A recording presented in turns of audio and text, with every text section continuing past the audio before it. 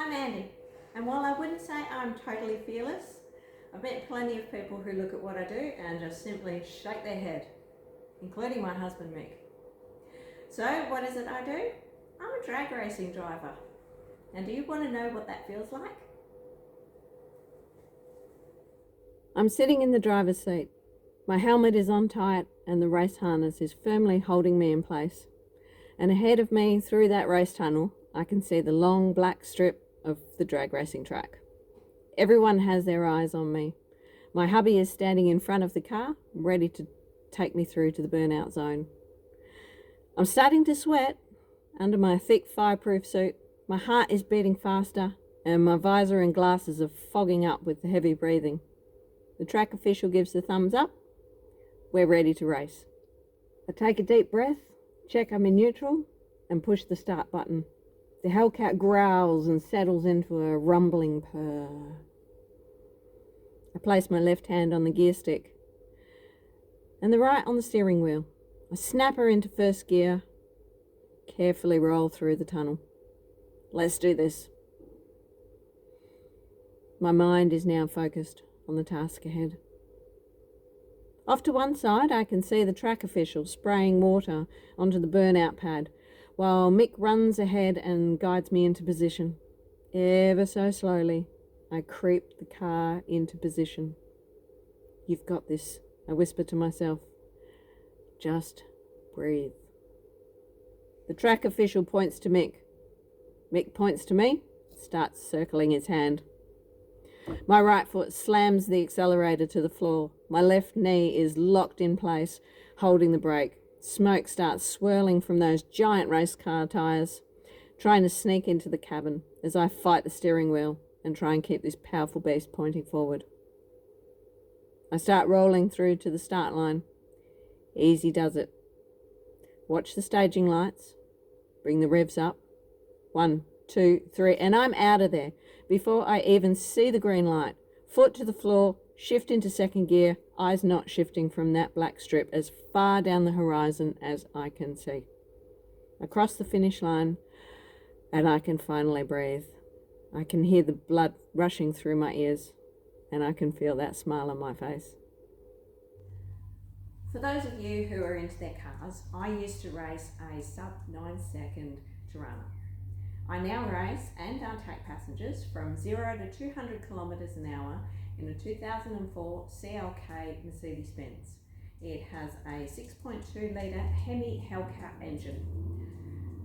When I started drag racing, it was simply for fun. It was a great outlet for the stress of work. And now I do it for a really good charitable cause. I used to be just like everyone else, doing what I thought I was supposed to do in life. I was working hard, saving and preparing for the next stage in life.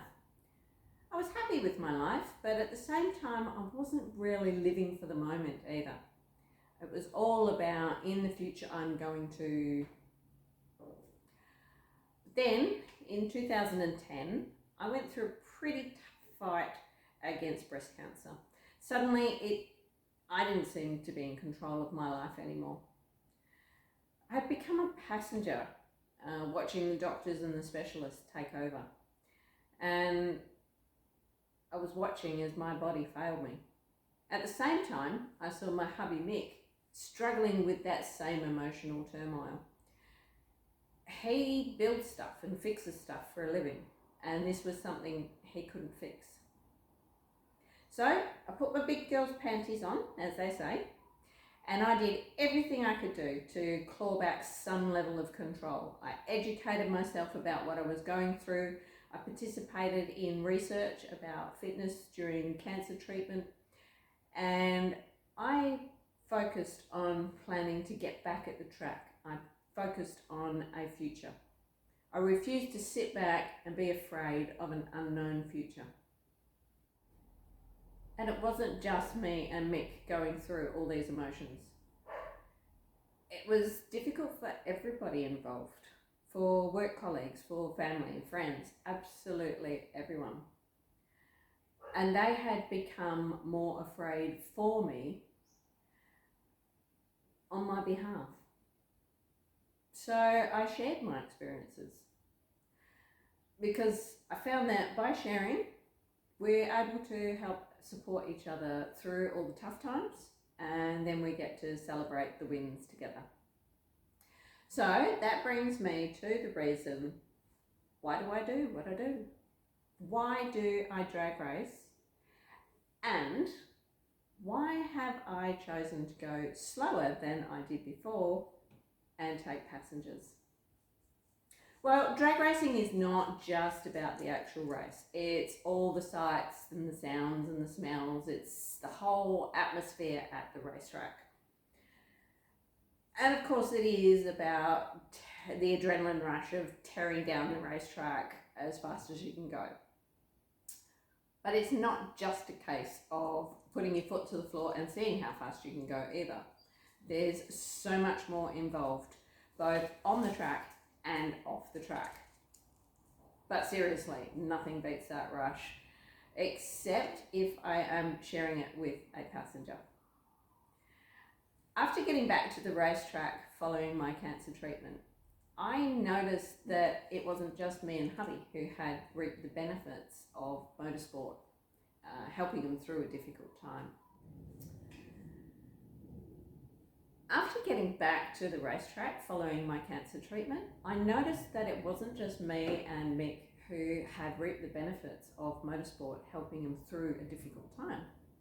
I've listened to many stories of how having an exciting outlet for your stresses can take your mind off things, and it's helped a lot of other people out as well. Watching friends in motorsport find that motivation and support has provided them with this fearless strength to power through almost anything.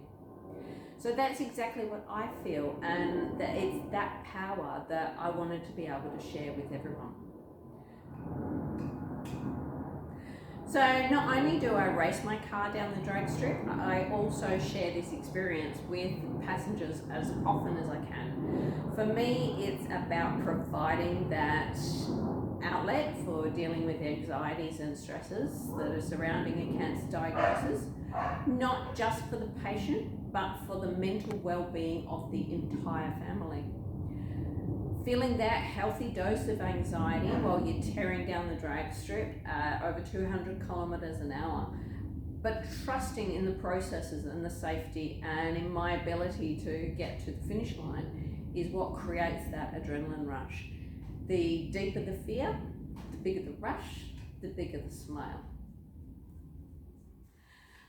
For me, it's the best feeling in the world because I can look over at my passenger at the finish line and I can see in their eyes that they're sharing everything I'm feeling. They're a winner. And it doesn't just stop there. It's when the passenger then explains that feeling to their family and friends, and they can see that new inner strength, and the smiles then become absolutely contagious.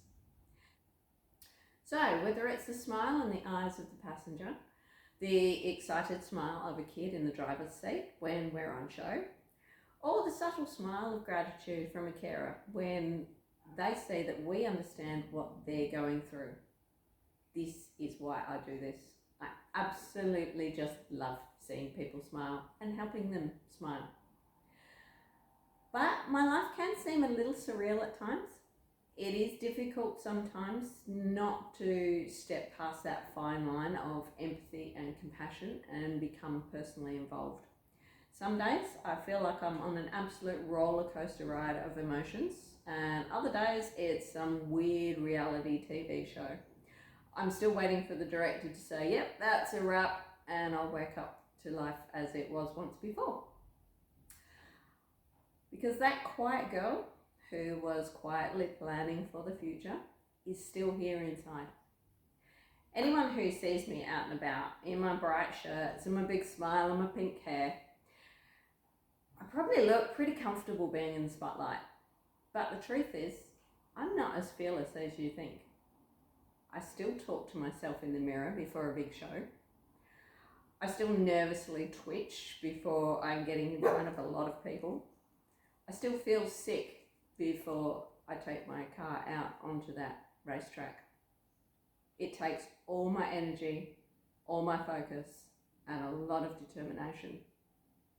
But I remind myself I am living the dream, so I take a step back and I enjoy the moment. And I'll prepare myself for the next great adventure. But for now, Therapy on Wheels is my fearless adventure, and I'm happy I've been able to share it with you. Thank you.